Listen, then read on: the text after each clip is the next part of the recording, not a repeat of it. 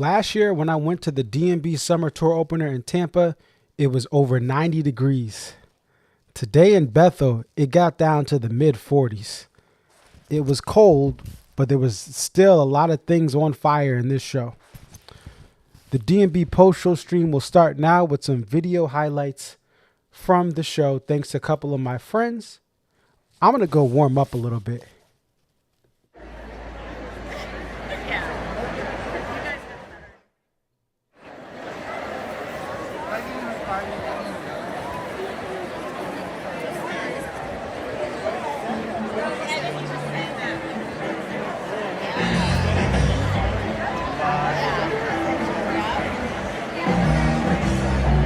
Someone in the heavens looking back down on me. I'll never know.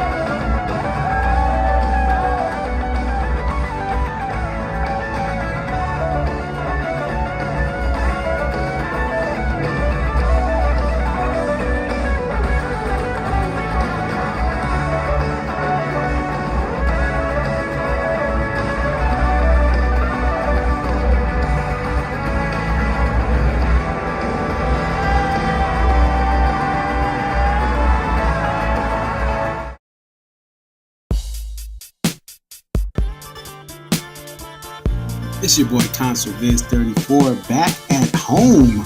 What up? What up? It's your boy Concert Viz 34. Yep, so your boy Concert Viz 34 coming to you here. What up? What up? It's your boy Concert Viz 34.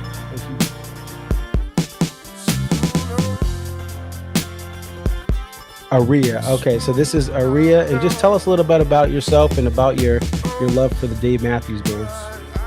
I've been a fan of the band since April 28, 1998, and if you recognize the date, that's when Before These Crowded Streets was released. Alpine is definitely a better venue than Summerfest, but we'll take it. I think I've been going to shows for about 20-something years. I always tell people, like, compare DMB to now to when I first started. And I got started, in my opinion, I feel like I got started late. Like, I was at the very end of the band's prime. I feel like that 03 to 06 was like the end of the prime. 07, 08 was like, you know, we're at the very end. And then when Roy passed. But Dave really, this is the thing. Dave has put, Rashawn has been assigned the quarterback of this team. He is the coach, the play caller. He designs the jams. Dave just shows up and plays whatever he's going to play.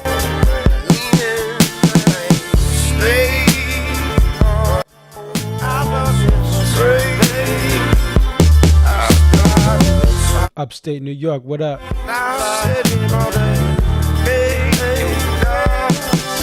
Poughkeepsie, what up? Shout out Croton on Hudson. Shout out New Paltz. Scranton, Pennsylvania, down I-84, what up? Cooperstown, New York, what up? Put Pete Rose in the Hall of Fame. Come on, son. Utica, what up? Shout out to the Utica pie makers out there. Shout out Suni Oniata.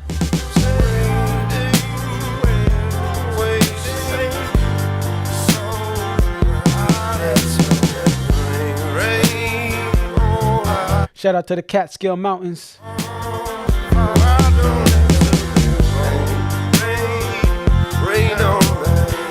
Kingston, what up?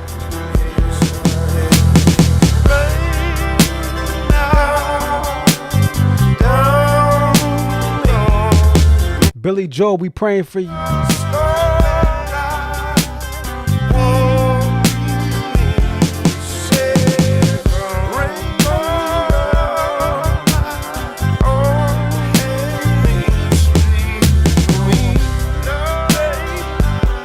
Shout out Binghamton.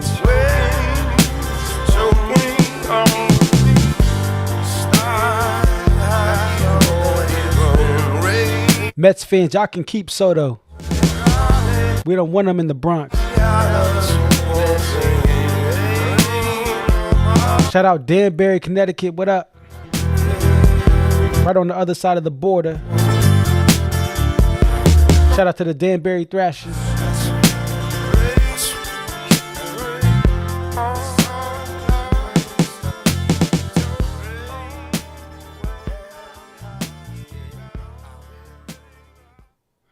What up, what up? It's your boy Conserviz 34, and first and foremost, this is the first post-show stream of the 2025 Summer Tour. And also, I'm repping my Billy Joel shirt. If you have not heard, Billy Joel had to cancel all of his tour stops due to health-related issues. And I know that his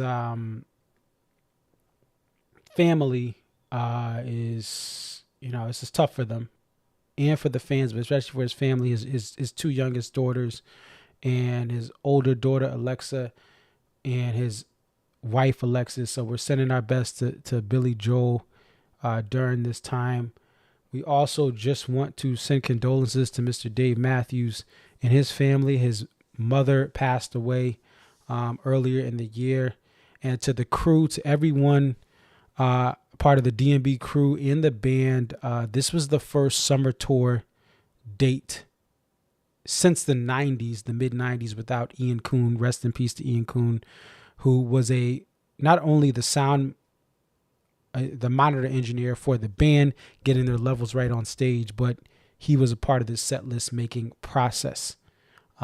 He would help Dave write the set list or give some input here and there. He would pass around the set list to the rest of the band members, and then if they had any objections, it would go back to Dave before they had the final thing. And once it was finalized, he passed out the final draft to everyone in the band and in various places. Were all put on stage where they are. I want to start off with interviewing my boy John Dixs, because he's got to go to Newark, and if you know anything about Newark right now, they down some air traffic controllers, so we want to make sure we get him on the line now before he has to head off and catch a flight, essentially, and drive in, drive out. He's leaving, came in today, leaving as well. So let's go ahead and get John on. Let me just set everything up for him to be live here. And you saw him in the intro. So we're going to bring him on here. All right, John, how you doing, man? Doing good. How are you tonight, Marcus? I'm doing well. So last year, like I mentioned, Tampa, Florida, mid-90s, hot and humid. Tonight, you come from Tennessee, the warmer part of Tennessee, just outside of Nashville, and land in the Northeast, mid-Atlantic area to 45-degree show start time temps. What was it like, first and foremost, to just experience such a cold show like this, with the band opening typically being a warmer show? Cold, rainy, windy. It was ridiculous. It felt like November in Tennessee out here today, man. It's crazy because when I left the house today, it was like, it was 75 yesterday in Tennessee. And it was cold. When I say cold, man, my feet are just now warming up, and I've been in the car for maybe 30 minutes. I mean, it was so cold. And were you in the pavilion or lawn? Come on now. I went in no lawn. Come on now. Listen, these DMB prices done went up. The economy is crazy. They firing people. So I didn't know if you had to slip to the lawn. Section 4 row F today. Okay. Lower path. And so tell us about this show. What did you think about this show as someone like yourself who's gone to a lot of tour openers? I thought it was a great way to start the tour. I think I texted you this earlier. I said no one should leave this show dissatisfied. You had a little bit in here for everybody. You had some deep cuts. You never know. You had typical situation. You had the casual fan hits like You and Me. Things like that. Then you had the bangers like Billy's, Nancy's Warehouse. Then you had the covers, Word Up, the other song, the Isley Brothers song. And so, people really do what you do. The covers got bigger pops than anything the whole night. And the covers, they're not going anywhere. Like when Dave hears that, he's like, oh, wow, we need more of this. That's what he hears when he hears people go crazy. Like that mom and dad who go to like one show a year and they hear like an Isley Brothers song or they hear Word Up by Cameo, they lose their minds. And Dave's like, oh man, my fans really want to hear this.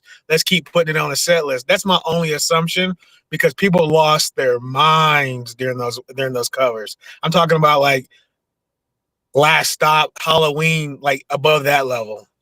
Wow. That's crazy. Yeah. People lost their minds over those covers. Let's talk about the set, the actual lighting and everything there. What did you think about the new tour lighting rigs there that were customly set up for this tour? It was really cool. I liked it. It added it to the show. It added to the show. I'm not really big on the stage design anymore. I used to really be like in tune to that back in the mid 2000s when they used to have like the curtains and things like that. They used to drop the curtains on the band and things like that, or they'll perform like the first song Behind the Shadow, or that one year they had like the hologram screen. That's when I used to really be intrigued with the stage setups. But nowadays, I mean, it's just a variation of last year. I mean, it's nothing much different, but it was still cool though, and a lot of work went into the stage design, so it's definitely appreciated, and I think everybody will enjoy it when they make it out to a show this summer. And what was your favorite song of the night? I would probably say "You Never Know." The drum intro was a little different. It wasn't like that snare tap.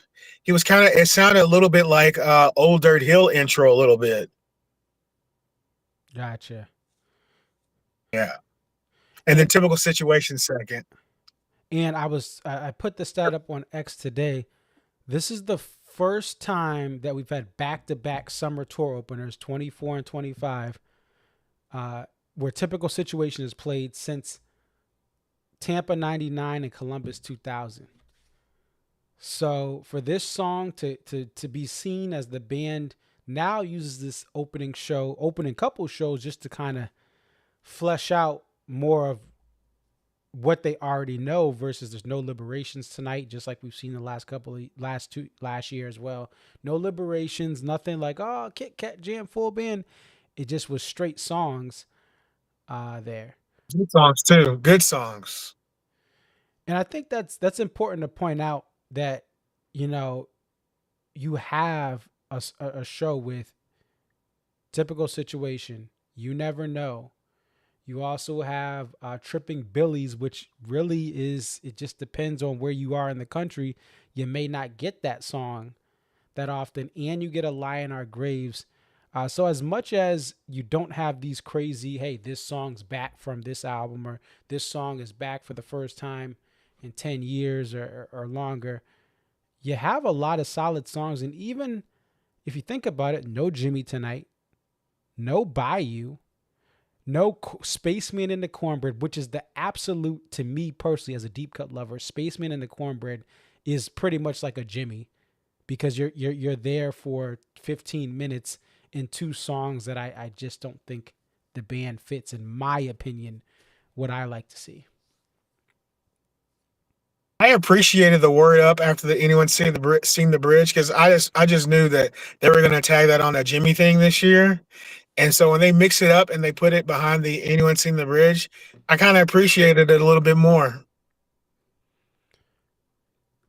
Gotcha. And that's really cool to see that there as well. And not a lot of Before These Crowded Streets. You just have Don't Drink the Water. If we go back to Tampa last year to open there, they also, well, let's just take a look here. I don't think there was Before These Crowded Streets at all. Let me just double check that. Yeah. So it seems like we've had 2 years where, well, this is the second year in a row where, hey, Before These Crowded Streets is missing. But last year, we got the whole album before July. So maybe we'll see it come in here. Anything that you thought, like, were you expecting a Come Tomorrow song, or were you expecting something that maybe just didn't come to fruition tonight? Well, a little birdie had put in my ear that Kill the King was coming back tonight, but that didn't happen. So I was kind of disappointed once I heard about the set list before the show had started, that Kill the King wasn't going to be on the set list. But I knew we were in for a good show, and overall, I was very pleased with this show. Another great tour opener. Never miss a tour opener. It's a tradition that I've been keeping strong for some time now. And even though today was a very tedious day, I'm glad that I made it here. And I'm glad I didn't miss this show. It was a good time. All right. Well, hey, thanks for coming on. We'll let you get back to Newark. Not that anyone wants to get back to Newark ever in life, but that's where your plane's going to be. And safe travels home. And I just want to say one thing before I jump off. I want to just say a quick congratulations to you, my man, being a new father, a newborn son. Proud of you, man. Keep up the good work. I see what you're doing, and I love it, and I'm just praying for you every day, brother. I love you. Thank you. I appreciate it. It is the biggest blessing I've ever had, to have a son and to be able to share these times with my wife, bringing life into this world. All right. Thank you. Take care. And again, safe travels back to warmer Tennessee for you. Thanks, everybody. Love you, man. All right. All right. So that was John. We're going to get him off. I'm going to tell Renee to pull up right now. We're supposed to be getting some other stuff as well. Yes, I became, if you did not know, I am now, me and my wife celebrated the birth of our son in March. And I've been working with babies since I was 8 years old. My mom runs our nursery. She has a whole 9 to 5 where she's in a director at her job, but she also has always been about volunteer work. My dad too. They both volunteer in my church. I've been watching babies since I was 8 years old, and have had like so many great moments with little 1-year-olds and 2-year-olds and 4-year-olds, and like being a father is as I thought it would be, but it's even exceeded my expectations, of just how special it is. Let's see. So let's go ahead. I'm going to see if we can get Renee back on. I do want to make sure that's there, but thank you guys for joining. Tyler says,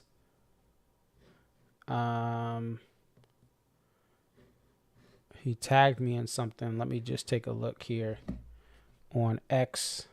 He tagged me in a thread on X. All right, and we're going to get Renee.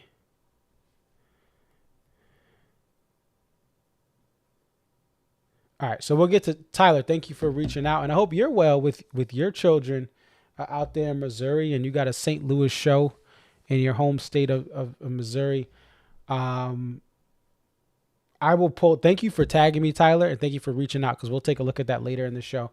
What I'm going to do, though, is I'm going to set up Renee to come live on the air. We're going to get her from the back room in. While we're doing that, I did have a conversation. Oops, let's see. Let's move this out of here. I did have a conversation with my son about the show, and we'll play that. We'll play that for you guys while I set up Renee backstage, and we'll get her on. So here's a little, oops, I'm trying to get it set here. Here is, I was talking to my son about the show. So let's take a look at this here.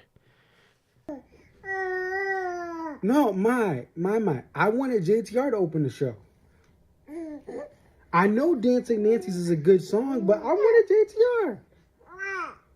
I know you like Dancing Nancy because I played it for you. No, they better not play by you. No, hey, my. We not, no, don't you say they gonna play by you. You're supposed to be my son. You're supposed to be my son. That's not funny. No, it's not. It's not funny. It's not funny.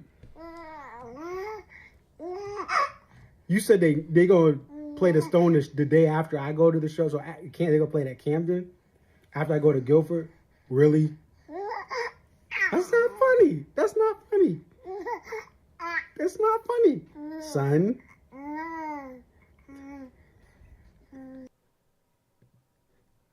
All right, so there you go.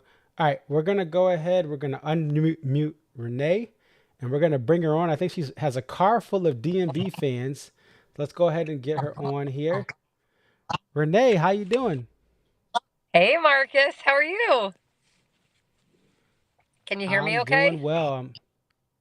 Yes, we can hear you. So we talked to John about this show. I want to get a little bit more from you about the crowd and environment here. First and foremost, where were you sitting tonight, Renee?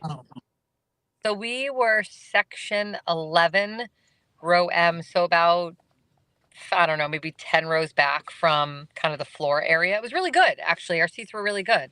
And the people around us were having a great time. Well, they were into the music. Probably people you could kind of tell. They don't go to a lot of shows. But they were having a good time. It was a good vibe.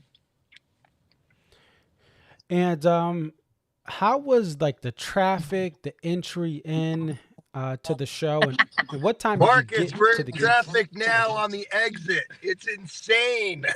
Everybody here is like backed up. It's pretty crazy. It's not fun getting out. Marcus, you will absolutely appreciate this. It feels like I'm at Mansfield right now. Really? It's that bad? It's that bad. Yes. So we're moving a little bit now, but we kind of hung out for about a half an hour. So getting in was easy. We did the museum this morning. That was a lot of fun. Definitely recommend that if anyone comes up here. That was a great time. Then we left the park, came back around 3, did the typical tailgating. Getting in through security was crazy. It was, I mean, like swarms of people trying to get in. It was organized. It was just not moving well at all. There were too many people, not enough security to go through. So it took us a good 30 minutes, you guys? Yeah. I mean, about 30 minutes, to get in. Did they seem understaffed by chance? Did they seem understaffed? What would you guys say? Do you think they seemed understaffed? Maybe just at that part, and then a little bit in the lots. Yeah, the lots for sure. Maybe, Marcus, going in, it definitely could have been. I don't remember. It was a poor screening process for that many people trying to get through. Yeah. Okay. So the screening process, because I know you go to Deer Creek and they have, you put your wallet, you can really walk through with anything and it can detect it. Other places don't have those advanced scanners. I know SPAC last year, as you know, it seemed that people called out. You got a lot of teenagers, and that first night people called out, and it was bad the first night to get in. So I just was wondering, how long do you think it took, like as far as for you to get from you're in line, you get into that line, then you get to the gate to scan your ticket? I mean, at 30, maybe 30 minutes, probably, maybe a little more. It was a while. Yeah, it was a while. I mean, I was texting with Trisha and she was in line and hoping she wasn't going to miss the opener. And then Dave walked out and she was still in line trying to get in. Wow. What time do you think you got into the gates? If you had... I would say probably maybe 10 after, maybe almost 7:15. Wow. So it took a while. Yeah, it really did take a while. I don't remember that last time I was here 2 years ago. I remember it being, and maybe I went inside a little bit earlier because I was lawn last time. Yeah. But I don't remember it being as difficult as it was this time. But there were some nice things too about it. I will say there was a merch tent outside, so we were able to hit that, around 4:30, 5 o'clock. It was open early. So that was nice. That was good. And that was organized. So that was good. How was what else you want? How was like I know you said at your seats, how was like it walking around the venue, like where people, they seemed like they were newer fans, older fans, from the area, not from the area? I think it was a little bit of both. I felt like there were, I don't necessarily know about newer fans, but it felt like, you know how you go to some shows and you know that this is their only show that they're going to. Yeah. This is it. Yeah. I felt that. I talked to some people in line. A lot of people did say this was the only show they were going to for the year, so they were in the area. Mm-hmm. I would say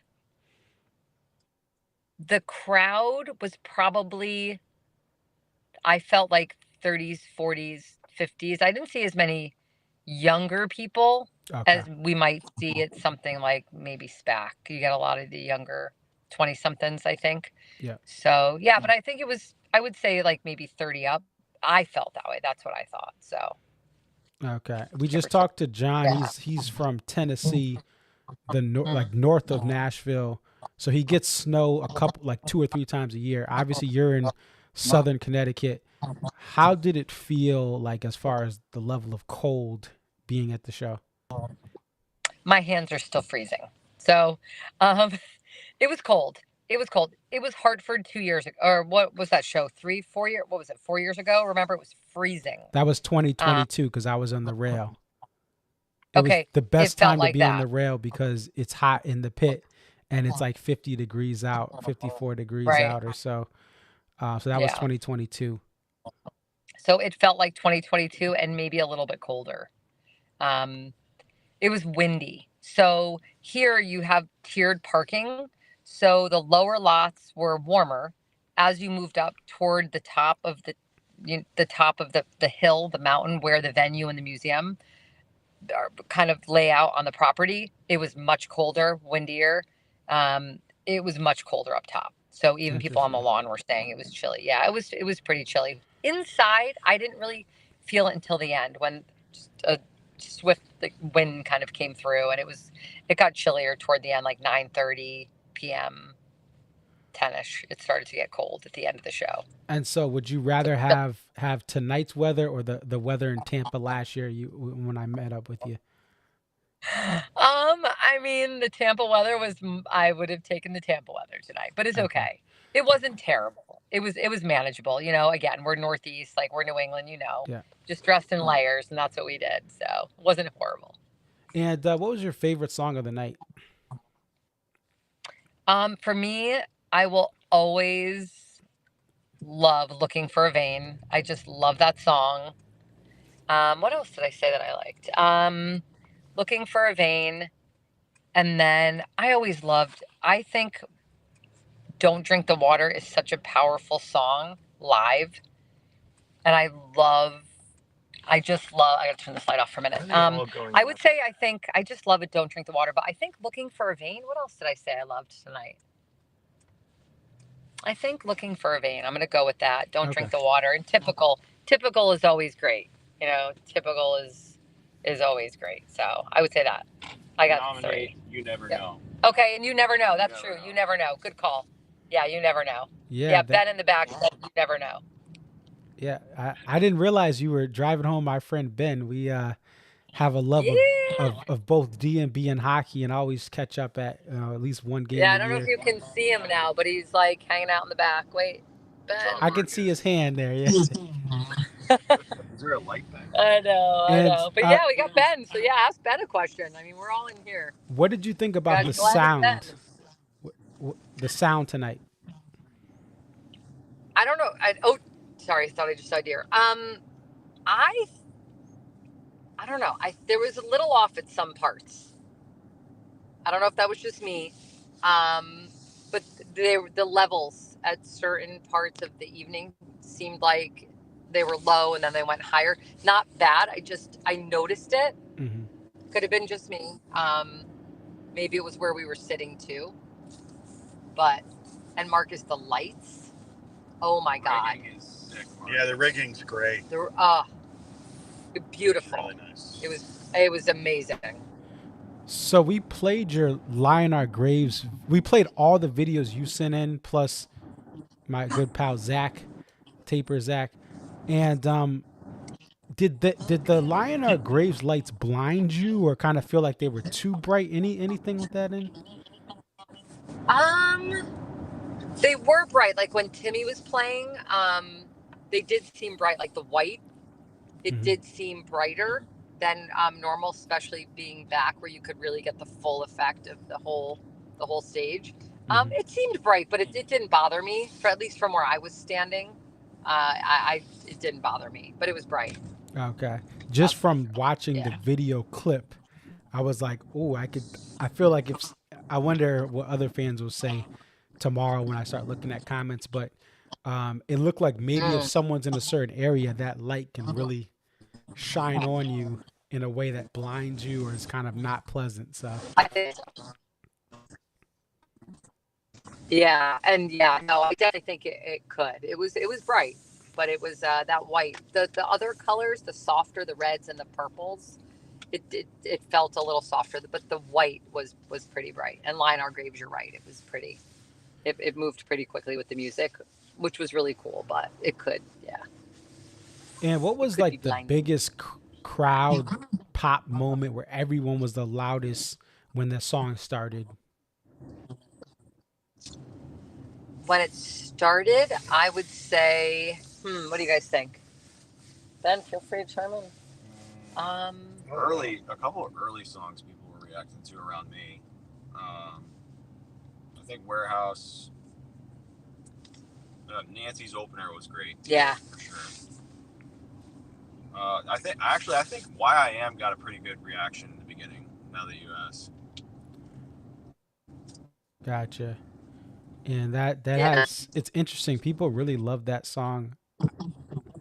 The Big Whiskey, that album brought into me a whole new fan base of fans, many of them closer to my age as a millennial.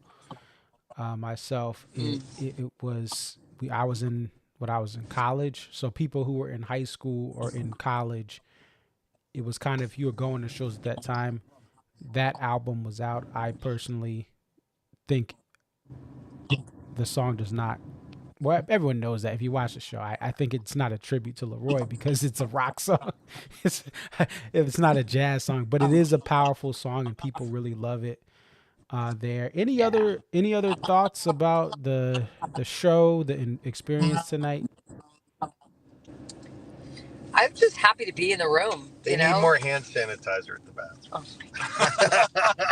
Oh my gosh.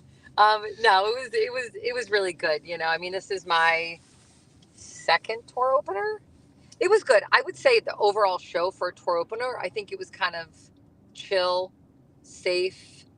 It was good. It was consistent. I don't think there was any, it didn't fall at any point, but I think it was just a consistent, it was good. It was good. But the last Bethel it was a pig opener with a dreaming tree and a say goodbye. So, yeah.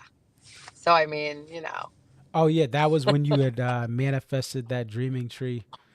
Yes, there. Okay, correct. But and to close on this, that's Yes. that's exactly what Tampa felt like last year. Yeah. We did not Agreed. get a liberation. We did not get any sort of crazy, oh snap, but we got a lot of good songs. Yes. We got Drunken Soldier, That's and we got Typical Situation, and we got a random So Right out of nowhere.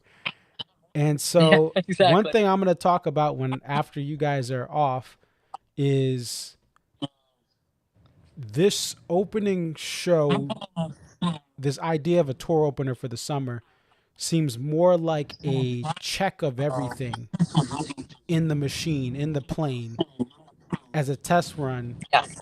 It's not the same, what I think is feast and famine, where you have previous, like 2022 in the Moody Center. You get ABI back. You get all these other songs back. And you get some other stuff that, like Bayou, that's just like, ooh. So it's not that type of show anymore where you're, at least unless watch next year they have a bunch of liberations. They're not going to necessarily play a bunch of liberations. They're just going to kind of see where they're at. They're still going to give the deep cut lovers what they want. They're still going to cover a couple of songs. They had 3 covers tonight. You're still going to get some of the songs like Warehouse. And you're going to get the wedding song, You and Me, right? That people like. Yeah. Somehow it was banned from my wedding, just to let the record show. We had Here On Out and I'll Back You Up. It was in play at our wedding, me and my wife's wedding. So I think that's what this show is. And honestly, this type of show, it's not a bad thing because you're still getting a bunch of stuff. And really, they're saving some of the crazy moments of the year for the big 2-night stands. Yeah. Where more fans travel out, more fans. We went to Tampa. After Tampa, I went home back to my family, but people in West Palm Beach got some stuff because that's the destination weekend. So I think this is a good formula. But thank you guys for coming on, and safe travels back to the 203. Thanks, Marcus. Thanks for having us. Have a great night. Take care. Bye. Take care. You too. Bye. All right. So that is my friends from Fairfield County. And before that was John Dixs, and some great perspective there. But yeah, I think the thing is, they've kind of set this statement of this is what the tour opener is going to be. And so you have to take it or leave it. It is what it is. And I think, honestly, this band is really doing a great job of playing for crowds. Who shows up to the show? Oh, these are the people. This is how we're going to play a show. And if you want to see bangers, if you want to see stuff that's off the charts, go see the band in July. I mean, June will still have some good stuff, don't get me wrong, but July is the best month to see the band. The Gorge is the best weekend because you just get so much, and beyond the music, you get that. But it's expensive. So that's what it is. And it is what it is. If you only can afford to go to your local show, and your local show's a midweek show, and, you know, either go with the understanding you're not going to get certain stuff per se, or don't go. Because listen, these concerts are not cheap. But the band is really telegraphing. They're kind of setting these different things up. They're doing some shows, and they're doing more festivals on the side. Like we'll see tomorrow, Boston Calling. But you know kind of what you're going to get with the festival. And anything like a You Never Know at a jazz fest is extra credit. And I like that because you can kind of understand it. I think early on in this Buddy era, you had people, I think that was 2019, until the band got to Des Moines, Iowa, people were like, "Yo, what's going on? Like, we want some bangers," and they brought it in Des Moines. But I think you're really seeing a rhythm with this group of fans, and I think with the cost of everything going up, to the band's telegraphing what they're gonna do, and they know.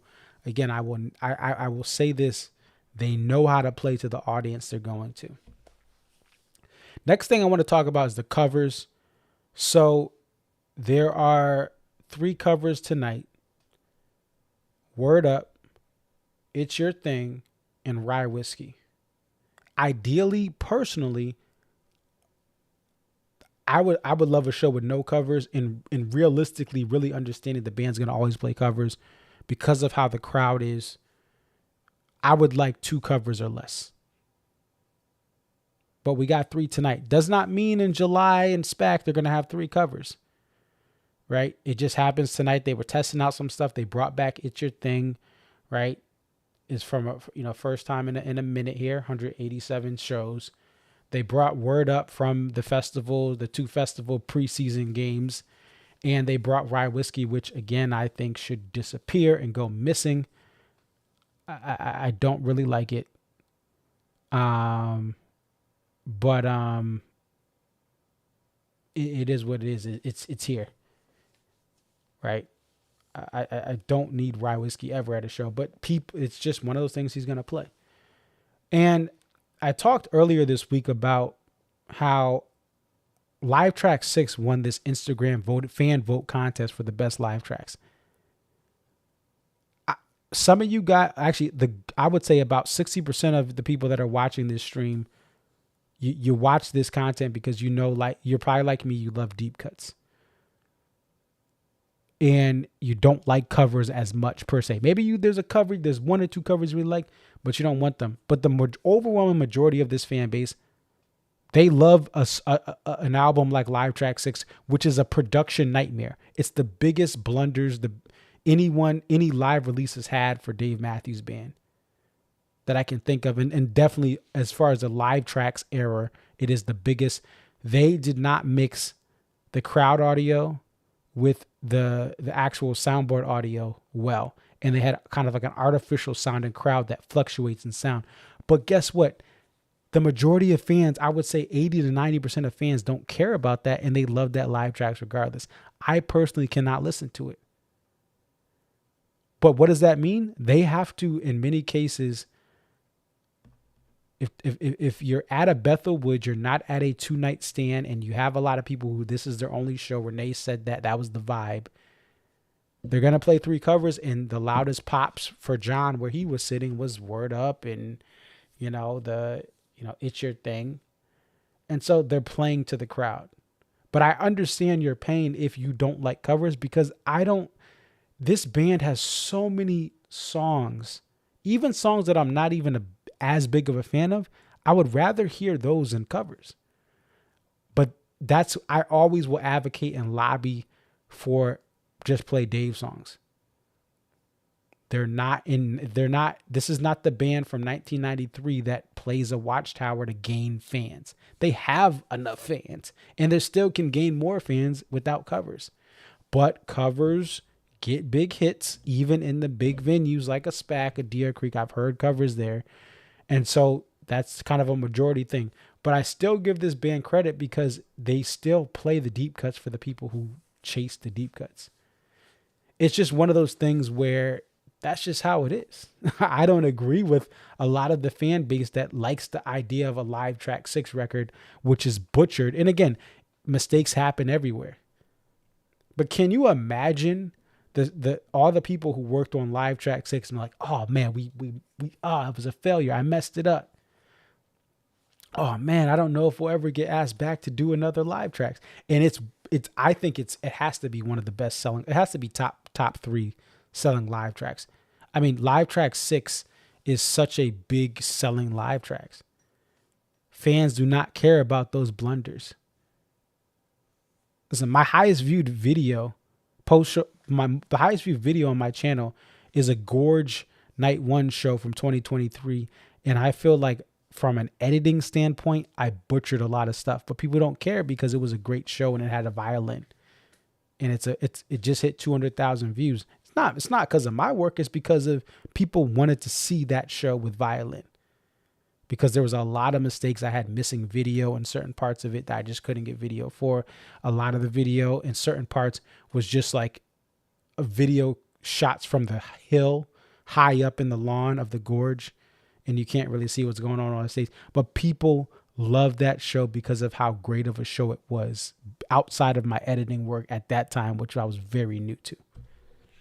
That's just how it is. And that's life, right?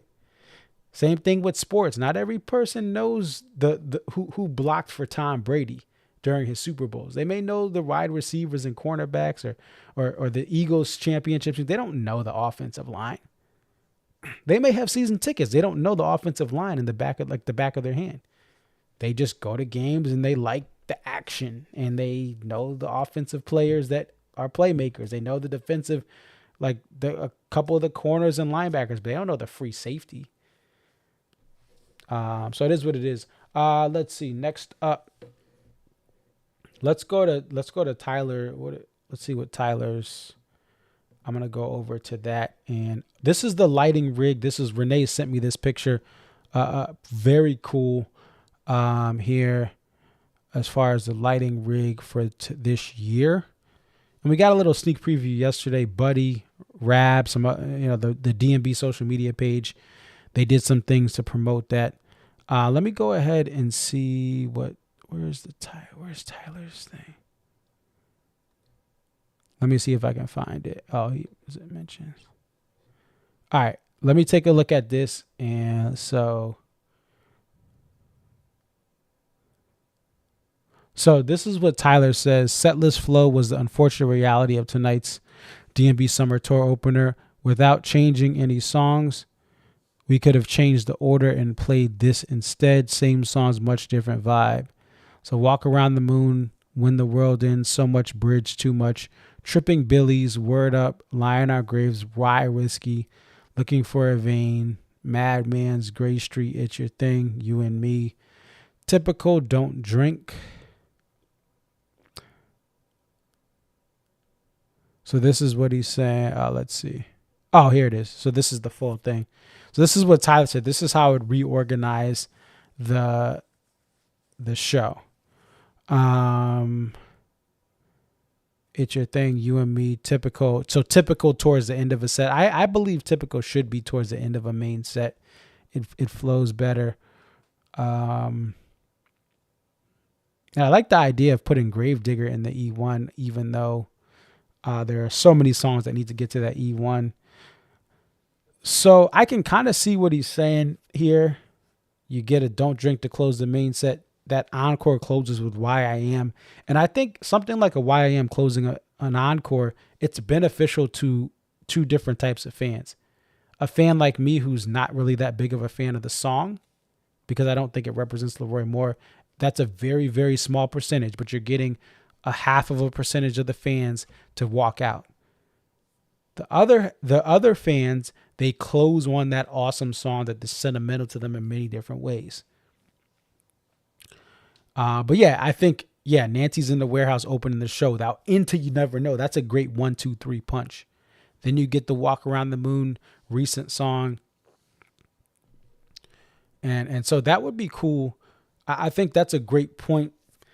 I think what we got for this opening show, a lot of this is because they're just kind of testing stuff. They're probably testing the sound and testing the monitors, the in-ear monitors that they have to see what they're getting in the channels. And maybe this is the flow that made sense, right? But I give them I think that show flow is a big thing with especially DMB. And that's why I think the 2 sets doesn't work for DMB specifically. I love the idea of the band playing acoustic based songs, Tim on acoustic, and they switch it up. I don't like it being a split set. I thought it became too repetitive and the flow was not as good like that. Let me.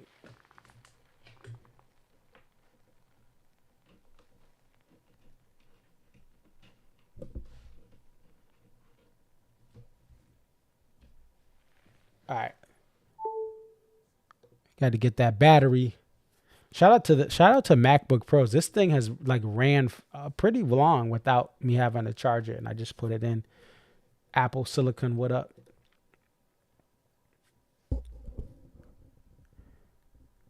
Tyler says I didn't couch tour, but on paper it looks like a roller coaster of confusion. Yes, I mean that's what some people had said to me that were at the show, was that the show flow was a little different.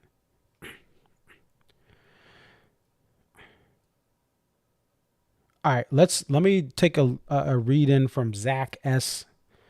He sent this to me here. He says, since I've got, he's in the parking lot waiting, so he kind of wrote this up. When Bethel was announced as the tour opener, I definitely had some trepidations, coupled with the awkward routing and sandwiching the show between 3 straight festival dates. I was a bit leery we'd end up with a bit more subdued tour opener. I imagined something significantly less bombastic and more in line with the rehearsal gig, kind of the vibe a la Vancouver 2022, which he was at, and that was not a lot of people in that room in Vancouver. Is it the Rogers Center now? It's been everything. It was General Motors Arena, GM Place, where the Canucks play. When it comes to the venue, Bethel is notoriously bad regarding logistics. It's on an absolutely massive property, which makes the trek from car to gate a solid walk unless you pony up for the really limited premium parking. It also means getting stuck in said parking lot, as every road in and out of Bethel is in a 20 mile radius is a 2-lane country road. This was also the venue's opening show, which multiple staff members said was odd given they normally don't open until mid-June. There's also the issue that entry is done via one plaza with 3 ticket gates manned by high school kids just starting their summer job. And just to add into that, this is Memorial Day weekend. So I'm sure whether people called out or they're there, they're just not in prime summer form. The line to physically get in took over 40 minutes, and after that, you still needed to trek past the Great Lawn Plaza to get to the actual venue lawn and get into the pavilion. From car to my seat, it took about an hour with no stops.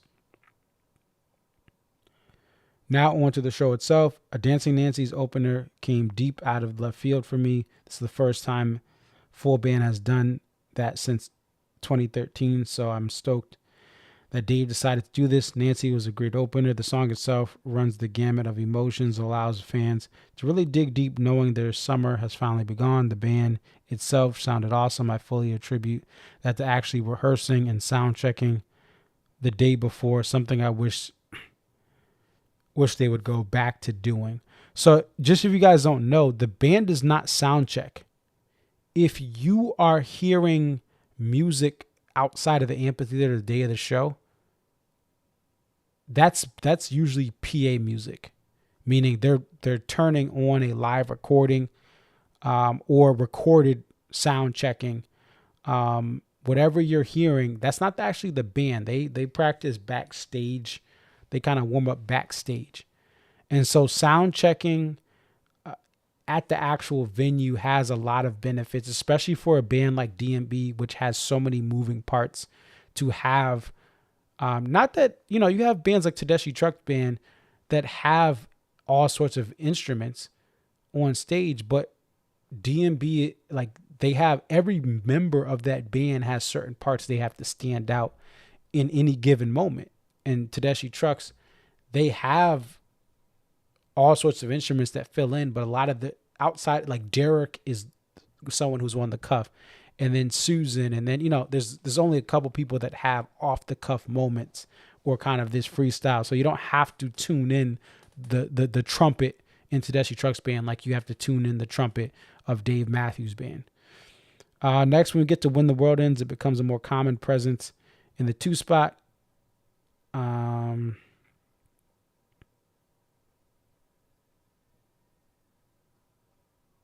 Whereas I just lost my thing.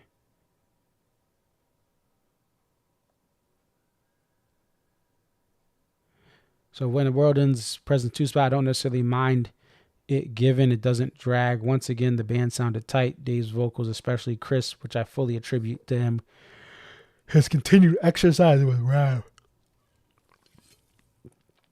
But then we get a long Warehouse intro, which I'm psyched for. Not exactly sure Dave decided to split Nancy's and Warehouse. He's not sure why he split them up, since they are a common link. But that's neither here nor there. Walk Around the Moon was just fine. Let's skip down a little bit for this. So much to say. Anyone seen the bridge? Too much fake it and word up. Triplet is now guaranteed to be bludgeoned to death with over the next 3 months. I personally loathe covers at a DMB show with very limited exceptions, but I'm clearly in the minority. So he understands that. As a cover, it's fine. Rashawn doing his best funk voice gets the crowd kind of pumped up. Do I feel like I never ever need to hear it again? No, but I'll inevitably hear it all.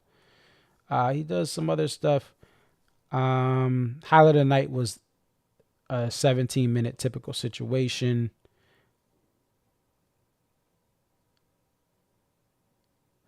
Zach also said he'd seen 33% of all the Madman Eyes ever performed. That song needs to be reduced.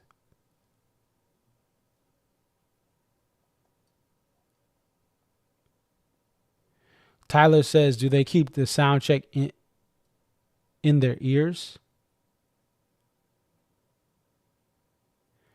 They don't sound check on the stage at all.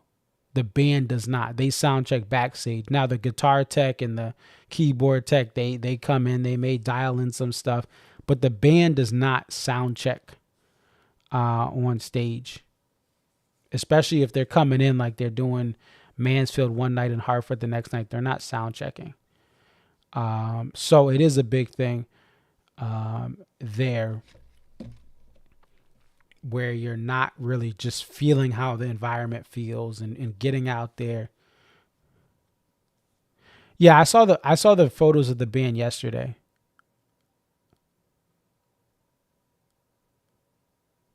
Yeah, so I think,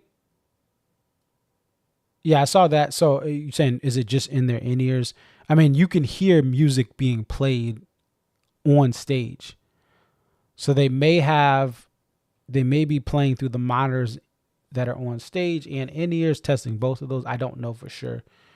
But essentially your average tour day with DMB, 99.9% of the time, they're practicing backstage. Let's see. So the next thing that let's go over a couple technical things here. So I posted this on X. Oops, we don't need to see that. So just a couple of things here with timing. So if you're watching this, you're heading to a show, don't take this as gospel, but this was specifically for Bethel. The band got on stage at 7:46 p.m. Eastern. They walk on stage. They left at 10:17 p.m. Eastern. Physically walked off the stage. Zach gave me those timings. So 7:46 walk on, 10:17 walk off. Next thing I want to get over to is the poster. And as far as the poster, let's go ahead and pull those up. So first we have the show poster, which did not sell out. A couple people reached out that it did not sell out. It was still available when you left the venue. This is the methane poster. They have instruments and a bear, and this type of some of this coloring in the actual animal of a bear. This is a little more unique than your average methane, but it still is a methane. This is above average for methane. But yeah, it didn't sell out. I'm not surprised. This is not something that's gonna have high value, especially again as we go over the years. Fans run out of poster space. I mean, a lot of fans sell posters, but it's a methane. Then I want to go to the poster that did sell out, and let's go ahead and get that up. So this is Ben Kwok. Bioworks is the name of his company, or kind of whatever that's what he sells under, Bioworks. And so this is an elephant. He's made rhinoceroses and other stuff. What I like about this summer tour poster is he doesn't feel obliged to actually add in all the tour dates.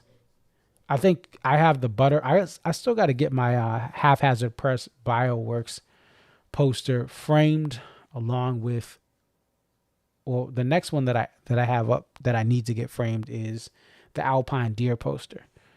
And that's like, I still can't believe I have not framed that poster because I really love it, and it's not framed yet. But I will get there this summer. But this one is nice because you're not forced with all the tour dates, and it's a pretty cool poster. I like it. This type of Kwok poster has done well in the past, and it sold out the first day. Everyone who was there was eager to get one of these. As we know, sometimes the colors change later in the tour. Sometimes they pull them out. Sometimes they have both when one's low, or we don't really know. But either way, people who were there who were poster lovers, clearly they wanted this summer tour poster and they got it.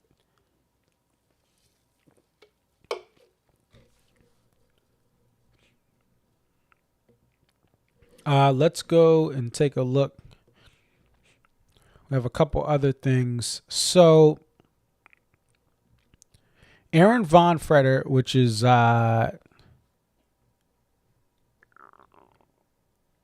he is Roxwell is what he goes after. He's created this official logo for the 2025 tour. I'm going to go ahead and make sure you guys can see that. And this one has gotten a lot of comparisons to Dark Side of the Moon because you have the triangle and prism with the rainbow lights, the colors of that light pushes through the prism, and then you have the moon right below it. And Walk Around the Moon the poster should be off now. Walk Around the Moon is obviously a couple years removed, but they still have this moon thing. And this was very well received by fans. I had shown yesterday Boston Calling. I feel like when I say Boston Calling, my Boston accent comes out. Being in between Boston and New York, I get a little bit of it. I say Boston Calling. But this is my friend Matt is there all 3 days. And this was on Friday. He got this shirt. It's got the dates in New Orleans and Houston, but the Houston is a stretch because that's Dave Solo, and then Charlotte, but I guess they want to add them all in. And but I consider the tour opener Bethel. I think the festivals and the Wells Fargo is a preseason. But there you go. Houston's on there, guys. There's no Texas shows. Psych. They got a Texas show right there. It's Dave Solo. By the way, you can watch the Dave Solo show on my YouTube. I'll talk more about it tomorrow because we're already at 1 hour and 4 minutes. But the other thing, you have this cold weather day in Bethel, New York, and people are saying, see, this is why they should have went to Florida. And some of it's in jest and just in fun, poking fun. This is why they should have went to Florida and Texas and da-da-da-da-da. Now, to be fair about that argument, first of all, we had shows that were rescheduled in 2023. Band was supposed to do West Palm Beach Memorial Day weekend. And then obviously someone, obviously we know who it is. Everyone knows who it is, but they phrased it as someone in the group had COVID. And so they had to reschedule to later in the year towards their traditional late summer, July dates. I believe it was in July, not August. Was it August or July? Let me check. It was 2023.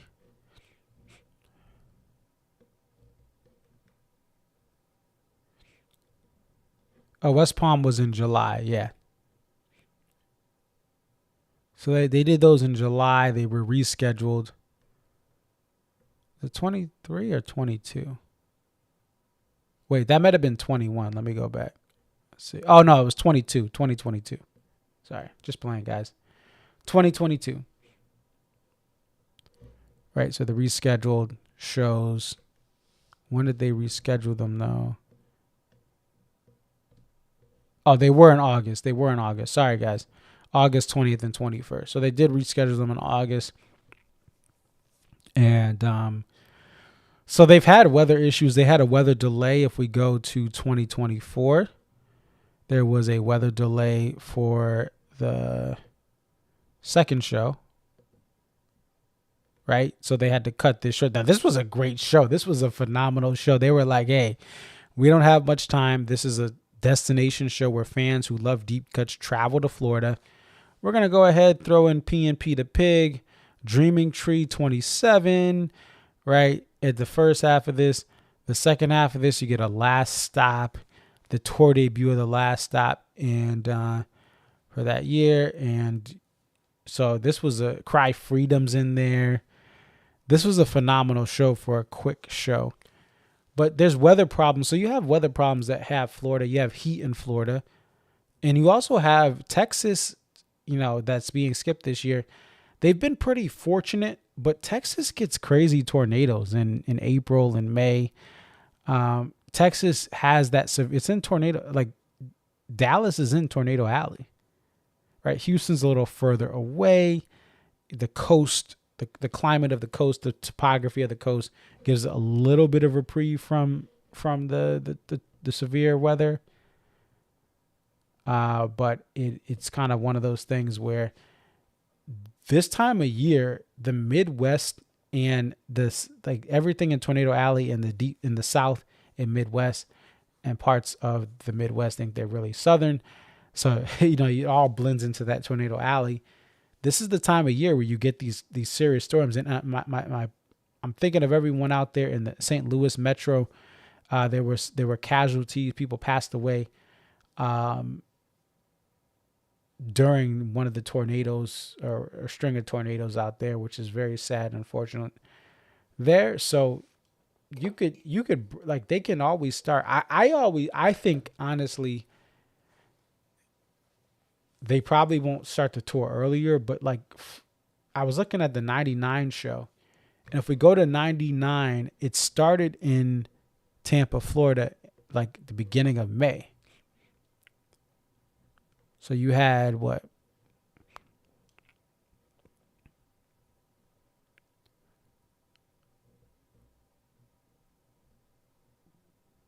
Where was it? I thought it was 99. Oh, this is 09. I'm looking at 09. Let's go to 99 here. They played the Tampa. Oh, this is Amalie Arena. So this doesn't really count as much because it's indoors. This is right in downtown Tampa on what is now an amazing river walk. But this, like, Amalie Arena is different because it's air conditioned. But if they played outdoors on May 1st in Tampa, you still may have severe weather, but there's a higher likelihood that you have a little bit less of a high heat day. Once you get to the end of May, like last year, it was hot.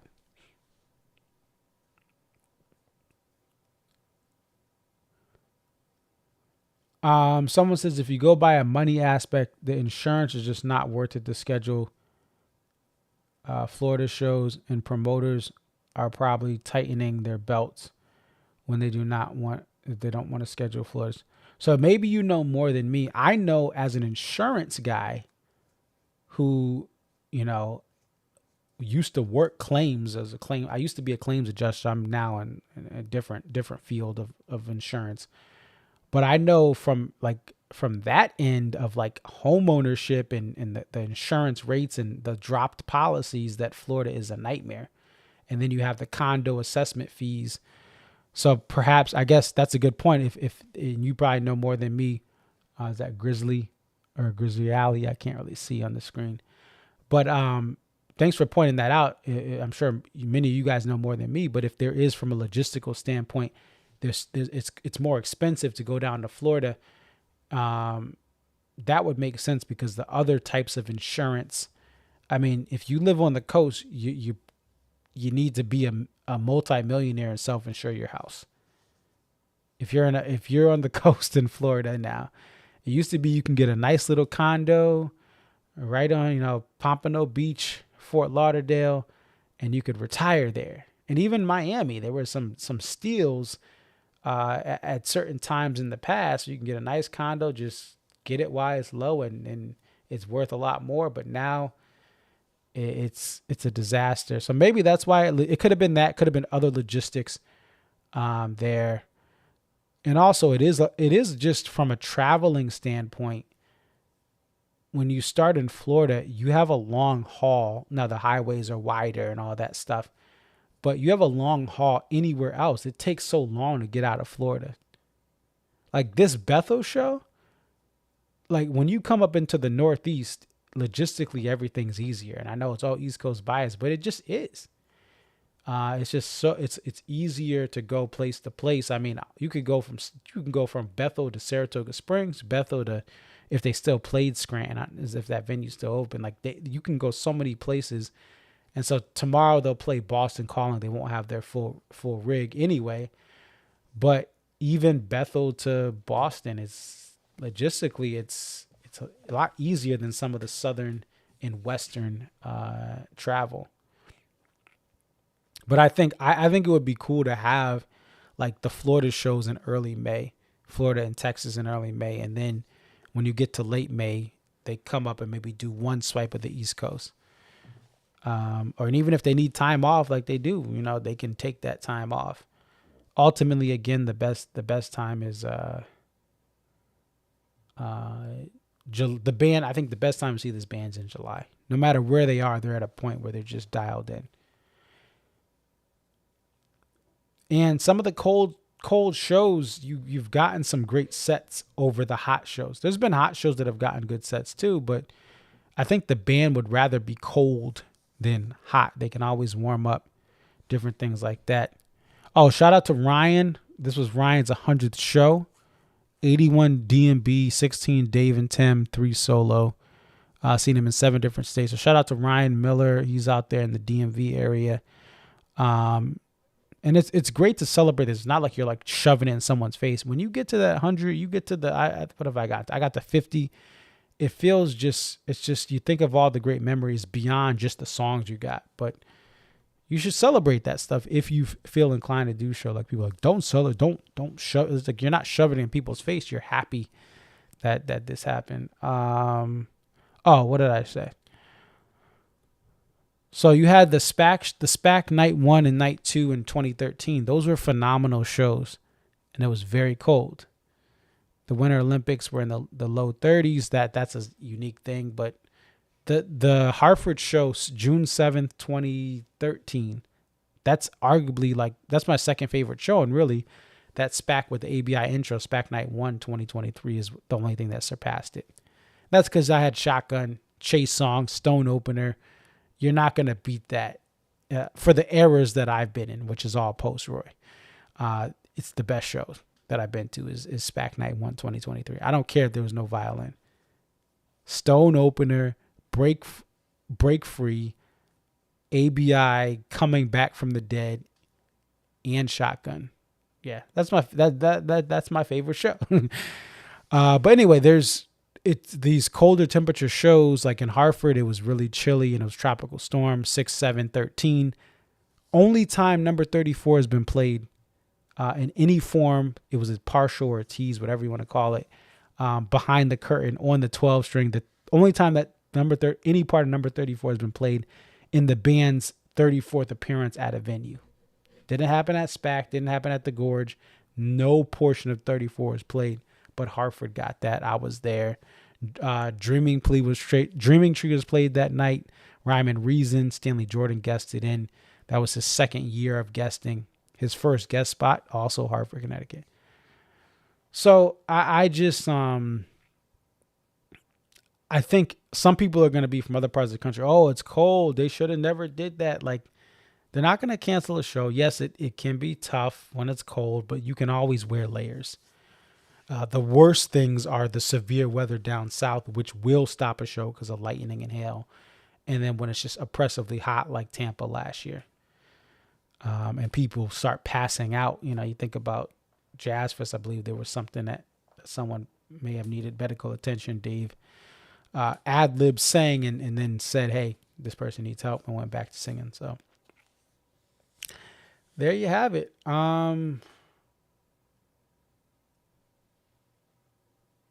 He says, because he said he's just guessing. A lot of concerns moving indoors because of the weather pose. Yeah. It's just a guess, yeah. But I think the change, I know people take it personal in Florida and Texas because that's what you've had for so long. It's been a staple even beyond some other big tour stops. Like Hartford used to be 2 nights. It's now no nights. But that's more normal. It's just they've been moving away from Hartford. They've always had Florida shows. But even show logistically where you live, that stuff's important. If they wanted to do these festivals this year, they wanted to do Boston Calling, they're not going to play West Palm in Memorial Day. And I do think I do feel that the band, and again, I don't know this 100% for sure, but I know the band doesn't like playing in hot weather. I know that. But the very, very hot, humid weather, like if they didn't have to do that, they wouldn't. Obviously, that's not something you get to choose when you have management and other things trying to get you dates. But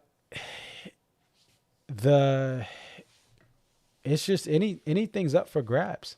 Anything on this tour can go. And we've seen other things get moved or get held off for a year or two. Even stops like Denver Fiddlers, that sells out. So you could say, oh, this Fiddlers is one of the best selling, like physical tickets being sold. It's one of the best performing venues for Dave Matthews Band. And it's not here this year.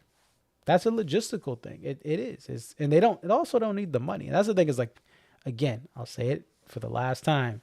The band does not need money from Texas and Florida or any state. It doesn't need money from Connecticut. They're not playing Connecticut this year. This band is in a great position. The people who work for this band are not struggling and living paycheck to paycheck.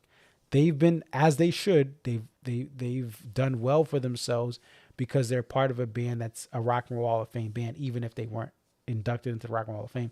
This band has done all sorts of things with selling tickets and having consistent attendance. So that's what you're going to get. Did I even put an outro video?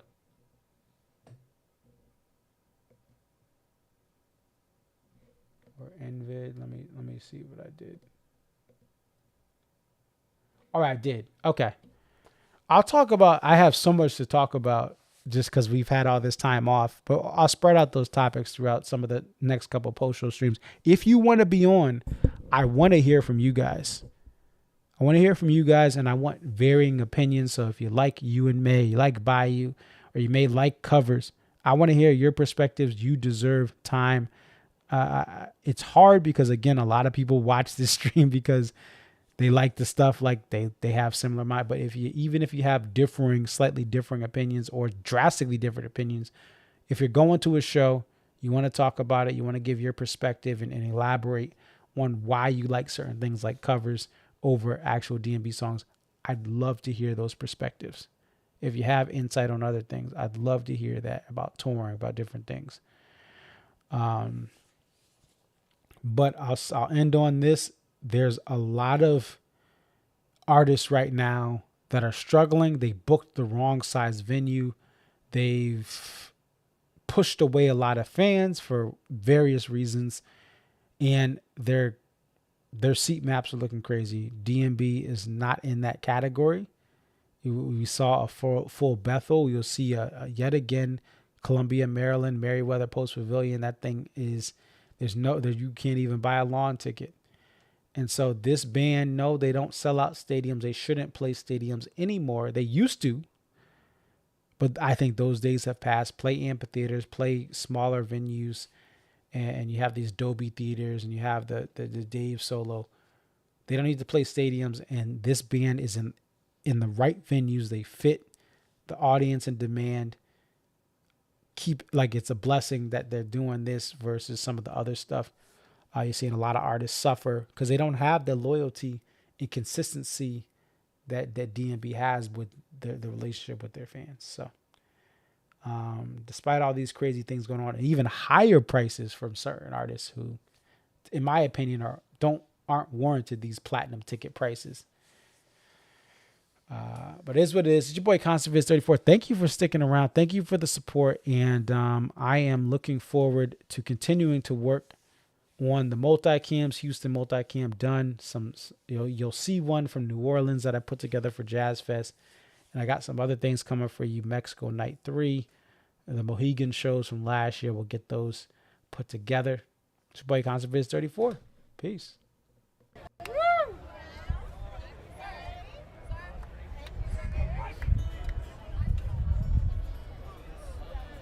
Thank you very much.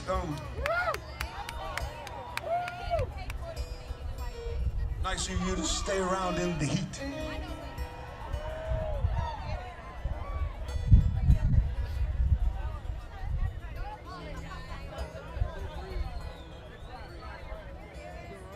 Hopefully this song is floating around. Hopefully it feels like floating around. But it's nice to be in a place full of people that are just having a good time. It makes me forget about everything else. Thank you so much. Hope we're adding to it.